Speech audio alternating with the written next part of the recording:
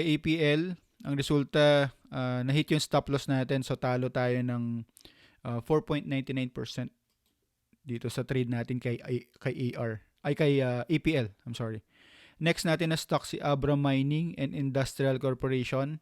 Sabihin lang natin yung ating naging trades, yung ating naging plano, yung sample, yung ating practice na setup. So, ipapakita ko lang sa inyo kung gaano kaganda yon at na-hit lahat yung stop loss. So, first natin kay APL, si Apollo Global Capital, APL. Ito yung aking initial na plano. So, I think hindi naman ito na bago. Ito yung ating target profit. Ito yung buy area. Ito yung ating stop loss area.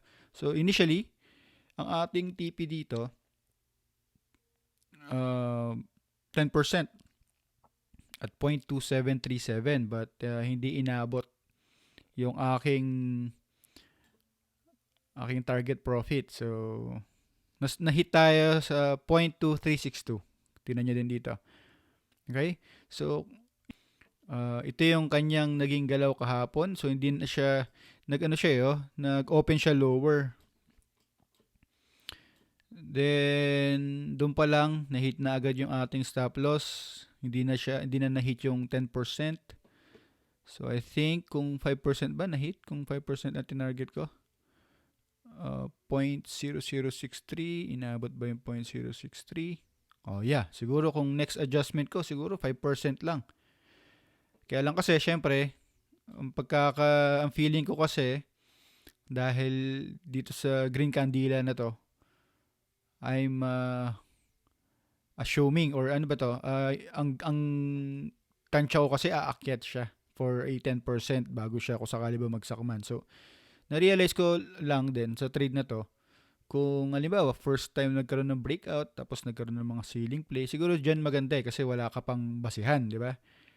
Pero siguro dahil sa pangalawang batch na to, pangatlong batch, pang ilang araw na. So, ibig ko lang sabihin, meron na silang pinagbabasihan dito sa area na to na nagkaroon ng malalaking sell-off. So, na-realize ko lang, baka naman may relasyon yung takot dito sa area na to. Yung doubt ng mga ibang traders. Kasi dito parang parang go, go, go, go, yaman. Mayaman na tayo.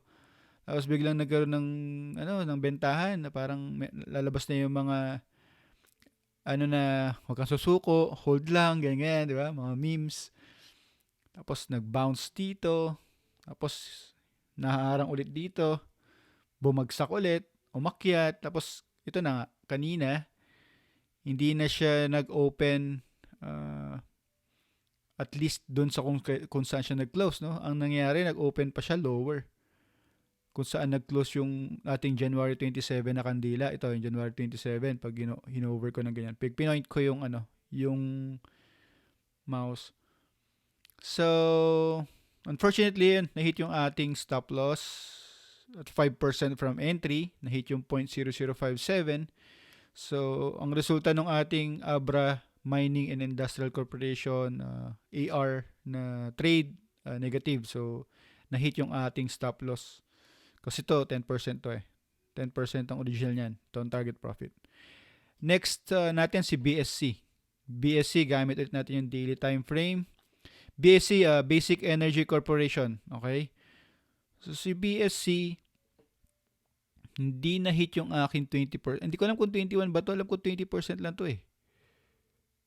O 20.7 to. Pero hindi na hit. Umakyat pa siya hanggang 1.32.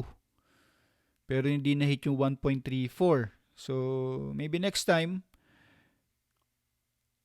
ano kaya magandang gawin? It's either kapag gantong pangalawa na o parang ano bang magandang gawin? Parang aim lang ba ako dapat sa 10%? Kung 10% lang in-aim ko, nag-target profit na muna siguro ako nahit muna siguro yung TP ko bago yung aking stop loss.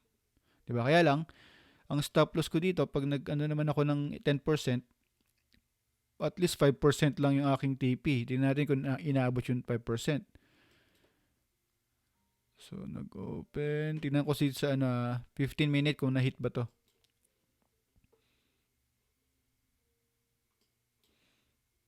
Oh, na-hit. Ang low niya kasi 0.00 1.99. So kung nag-stop ako doon sa aking 5%, na-hit pa rin kung nag-start ako sa 5%. Yun ang pinagkaiba nun. So siguro na lang ang gagawin ko dito, isa kasi sa mga na-realize ko dito. 'Di ba dito nagkaroon ng first time na nagkaroon ng demand, 'di ba? Nagkaroon ng dito buying frenzy itong area na to. So feeling ko dahil nagkaroon na ng mga sell-off na ganito, nakita ng mga traders yung delikado ka rin dito anytime kasi nga na-realize nila na basura stock 'yan, kumbaga penny stocks, nagkakabentahan ng ganyan. Yung iba nagsasabi na mamanipula daw kasi yung price. So I think kung mag-trade ako ng BSC, especially mga ganyang piso, yung mga penny stocks na ganyan, dapat aware na ako dapat sa pangalawang area, sa pangalawang leg. I mean dito sa area na to. Kasi may basihan ka na eh. May binagbabasihan na ako dapat ng galawan niya. So dapat medyo cautious na tayo niyan eh pag ganyan. Yun ang na-realize ko dito sa area na to. Okay, pag-uwing ko lang yung ano ko.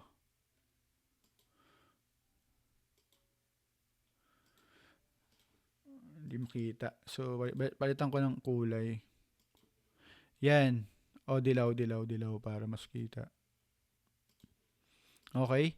Dito kasi, parang, syempre, pwede ka pang sige, hold ko muna ng 25%, 30%. Pwede kang kasi ang lakas Pero, pag meron ka ng history, meron ka ng, na medyo yung ibang mga traders na naipit dito or nakaramdam na malaking sell-off like dito, down ng 30%. Syempre, kapag nakita ka ng ganito, dapat medyo conservative ka na. Hindi mo na dapat siguro targetin next time. Hindi ko na tatargetin yung 25% up.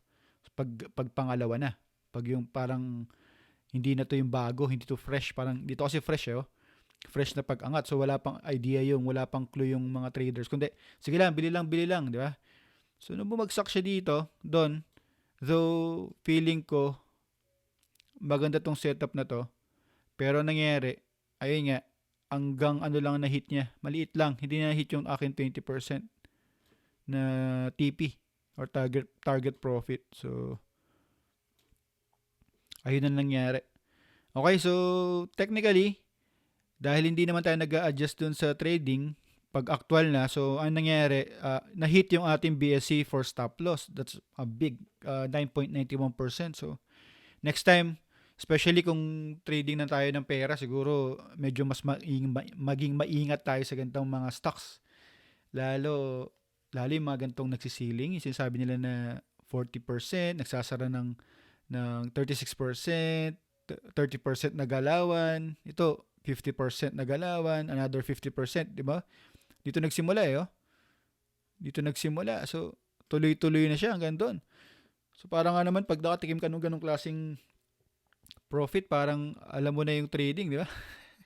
Parang okay to parang kung ganito lang palagi, ano na ako, pwede na akong mag-retire. Pwede na akong mag-resign. Pero, ayun nga, next time na may ganitong mga setup, I'll be more cautious and target lang siguro ako na mas slower at least 10%.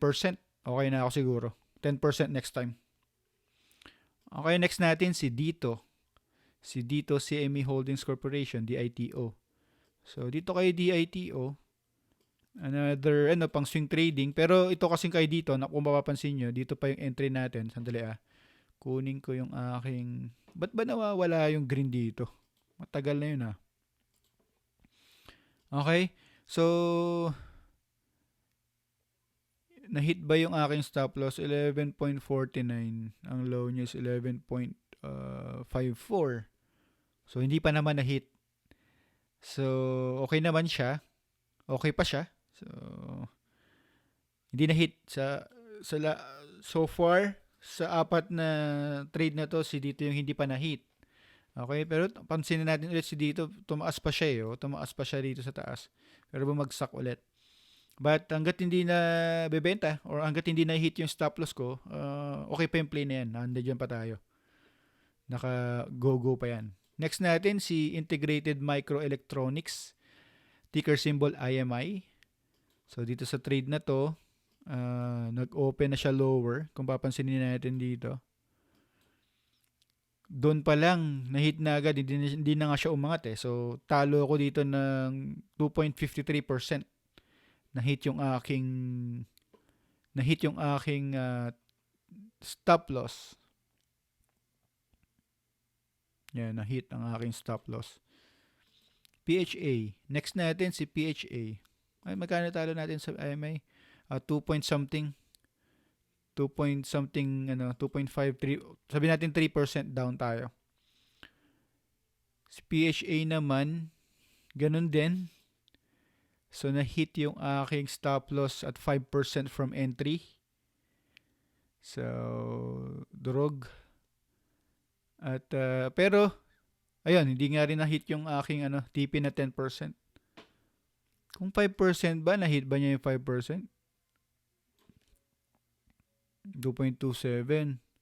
2.27, hindi. 2.25 lang din.